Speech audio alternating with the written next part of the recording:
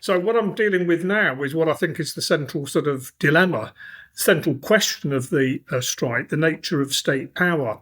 Because although the TUC General Council had shown support for the miners by agreeing an embargo on the movement of coal, forcing the government into a temporary retreat, for many, many months, it was merely a postponement of what inevitably was going to be a major class confrontation, in which the mine owners, with the support of the government, would be confronted with attempting to force through these wage cuts. And the TUC only very, very reluctantly decided to organise a general strike. They spent many, many months not particularly engaged in preparing for the strike and conducting the dispute. And when the strike broke out, much to their surprise, and indeed the surprise of most commentators at the time, almost 2 million workers, at least 1.5 million initially, walked out on strike in the most magnificent display of solidarity.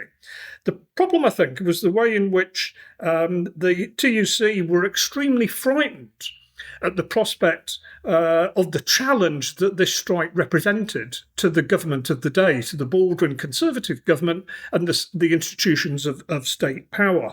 And they were frightened at any suggested linkage between what was nominally an industrial dispute and broader political implications. The problem was that however much they protested in defence of the strike against those in the government who claimed that it was a political strike, that it was a challenge to the Constitution, that it was aimed at overthrowing the government.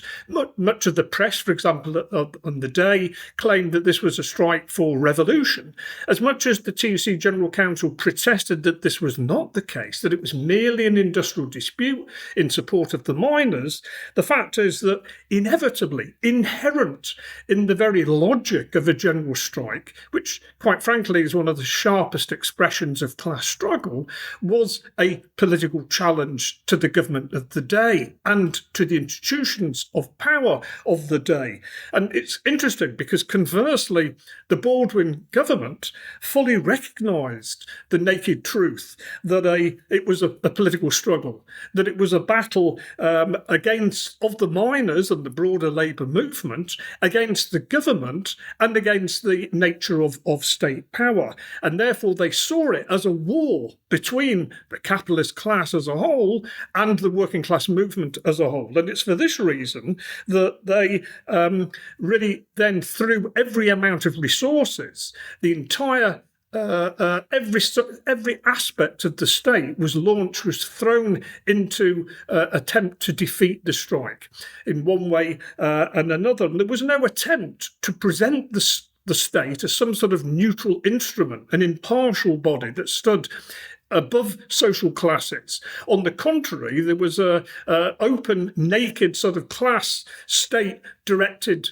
counter-mobilisation to do everything that was possible to defeat the strike. And this involved many different aspects which we can explore, but it underlined the way in which, Karl Marx had written many, many years earlier that the state is merely the executive committee of the bourgeoisie. In other words, it is an institution whose very raison d'etre is to defend the very nature of the existing framework of a capitalist society. And this, I think, was the crucial problem. But for the TUC, whether they liked it or not, they were thrown into a struggle which had political implications.